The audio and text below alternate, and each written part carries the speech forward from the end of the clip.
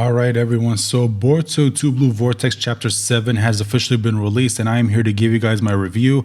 And there are some very interesting things that we can talk about in regards to what happens in this chapter. The majority of it is the fight between Boruto and Mitsuki, since that's what was teased in the previous chapter, but we also get some very interesting information revealed to us after the fight ends, and then a tease for what's going to happen later on, right at the very end of this chapter. And we're going to talk about all of that. But before we do, guys, as always, I do have to ask you that if you want to show your support for the channel, you know what to do. Make sure to hit the thumbs up. Make sure to subscribe if you're new, ring the bell for notifications. Please, guys, comment down below with your thoughts. I really do love hearing from you guys. And if you want to, guys, consider becoming a channel member. You'd really be helping out the channel. And you can do that by just clicking on the join button that is right next to the subscribe button. You'll become a channel member. And if you do, you'll also gain access to some extra perks. So if you're interested, consider checking them out. And with all that said and out of the way, let's go ahead and get to this chapter. Now, the chapter pretty much starts off with an inner monologue from Mitsuki, where he talks about how he is the moon that's just hovering in the darkness, but can't cast his own light because obviously the moon doesn't shine its own light. It just reflects the light off the sun. And then Mitsuki says that he needs a sun to shine.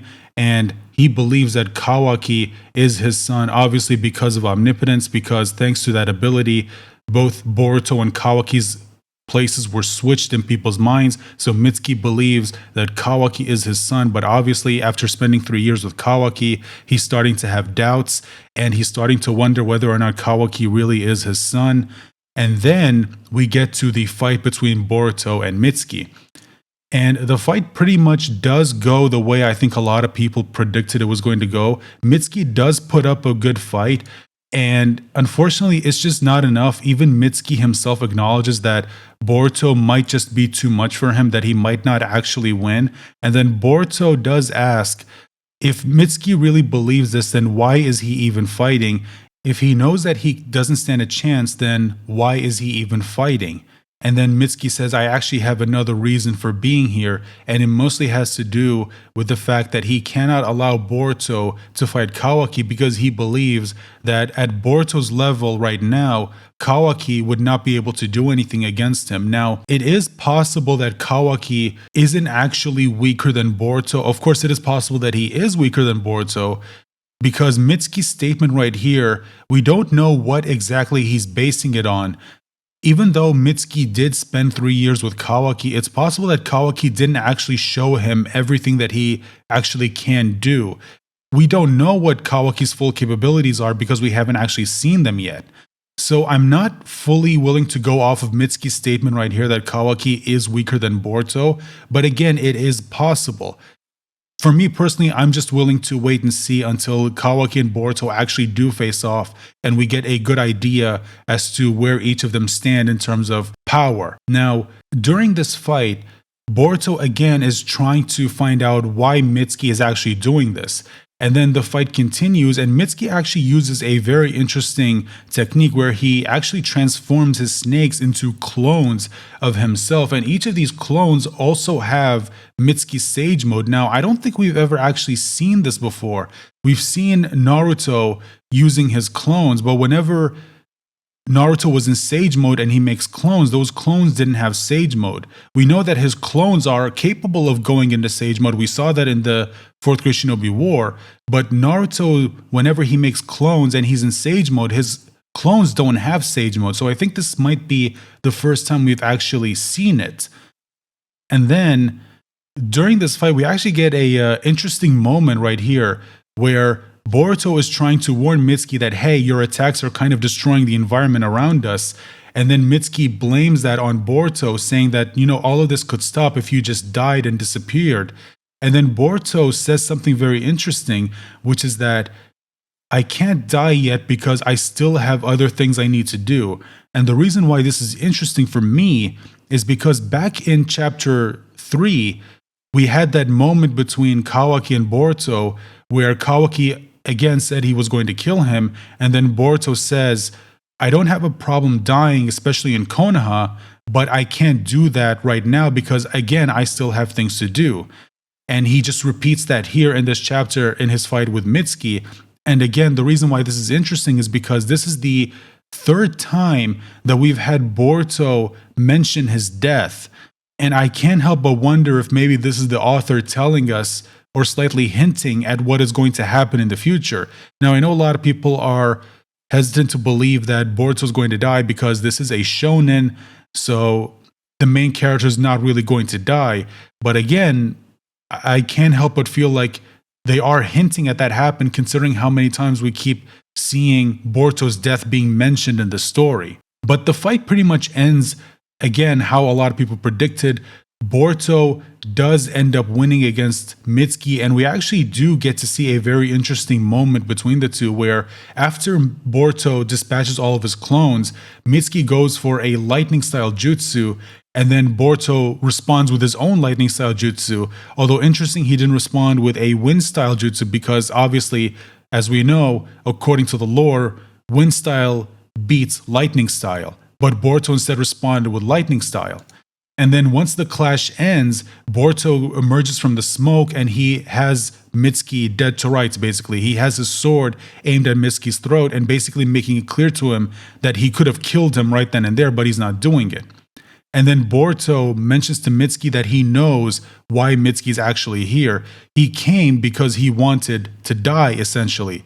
He came here ready to die because, as he said earlier, he knows that Mitsuki doesn't stand a chance against him. And he came here knowing that he was going to die against Boruto, or at least there was a very high chance he was going to die against him.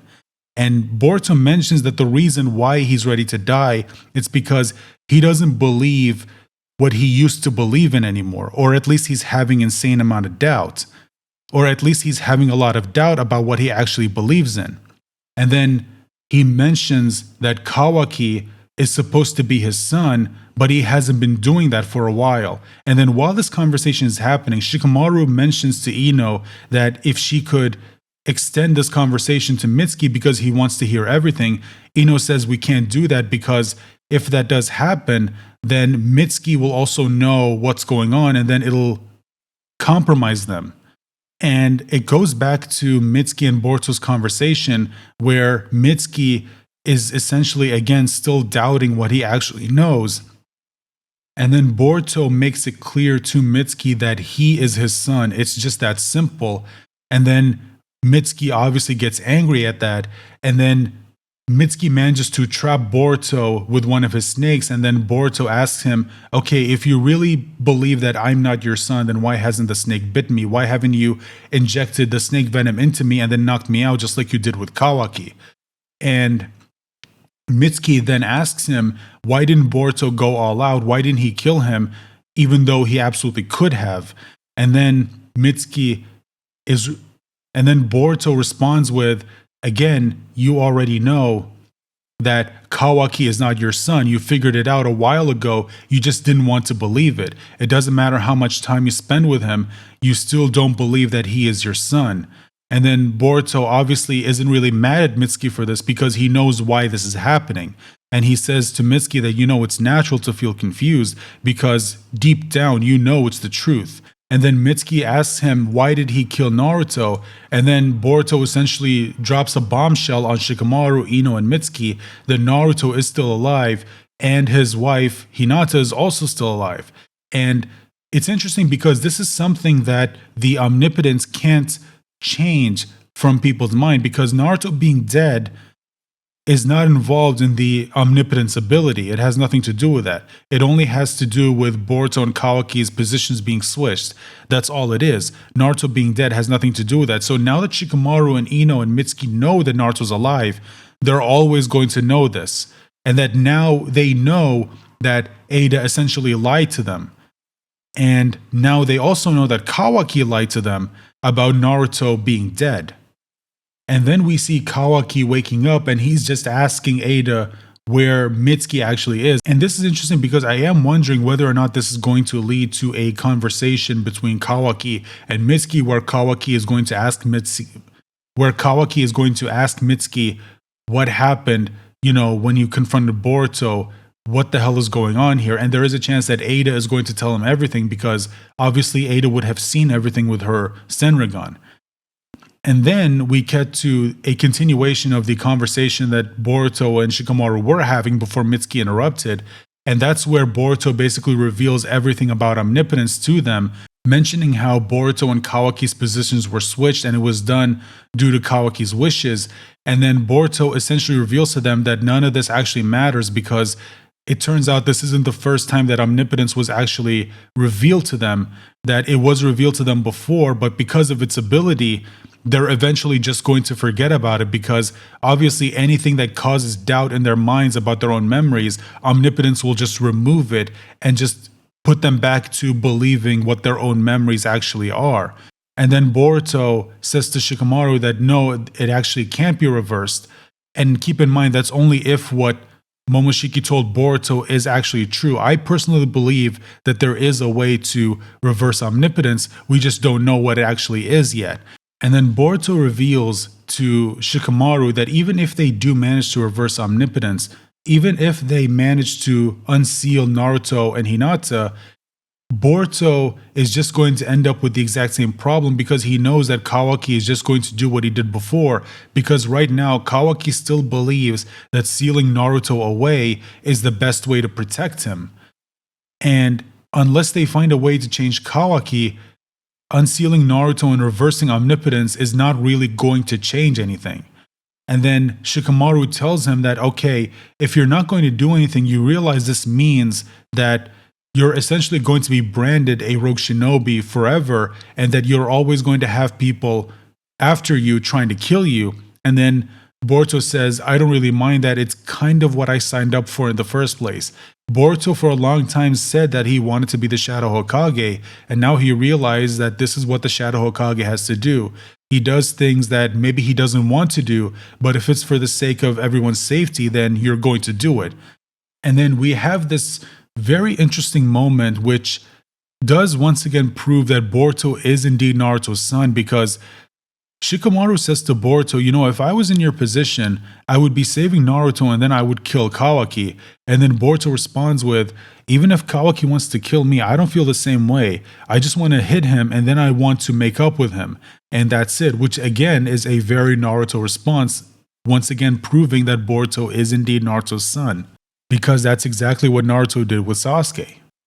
And then, right before the chapter ends, we cut back to the dimension with the Shinjuu, and we see Jura reading a bunch of books. And he says that, you know, the more knowledge I acquire, the more questions I have, which is obviously a very, human thing to do. We as people, the more we learn, the more questions we have. And then Jura says that, it doesn't matter how many books I read, I can't seem to find the answer to any of my questions.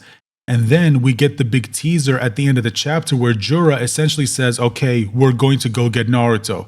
So basically making it clear that the Shinjuu are about to go make their move, or at least Jura is. I don't know if the others are going to join him, but Jura right now is going to go after his target, Naruto. Now, how he is going to do it, we don't know. Are they going to target Kawaki?